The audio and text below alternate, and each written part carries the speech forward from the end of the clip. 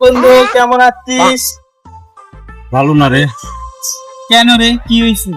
কালকে একটা কুকুর আমার পায়ে কামড় দিছিল রে, এই কারণে আমার মনটা খুব খারাপ।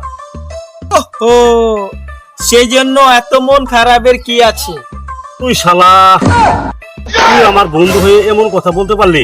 শালার বেটা কিছুই বুঝি না। তুই আমার ভালো চাস না খারাপ চাস?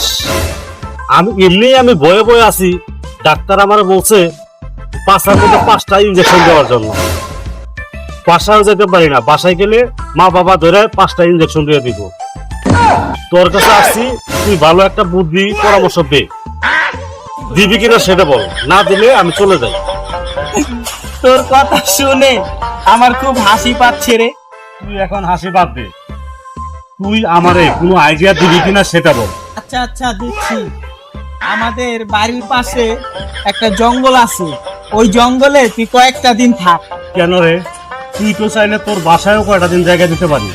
আরে ছাগলের বাচ্চা, আমি যদি তোরে আমার বাসায় জায়গা দেই, তাহলে তো তোর বাবা তোরে বাসায় গিয়ে ধরে নিয়ে আসবে।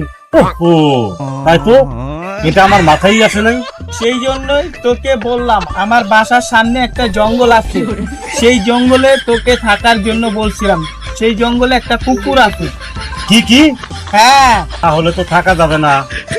আরে পাগল, যে তোরে খারাপ করছে সে তোরে ভালো করবে। কেমনে? আরে পাগল, তোরে যেই জায়গায় কুকুর কামড় দিছে ওই জায়গায় কুকুর আবার কামড় দিলে তুই ভালো হয়ে যাবি। ওহো, তাহলে আমি থাকবো ওই জঙ্গলে। তোর আইডিয়াটা চমৎকার। হ্যাঁ, ওকে বন্ধু, ধন্যবাদ তোকে। বাই। বাই।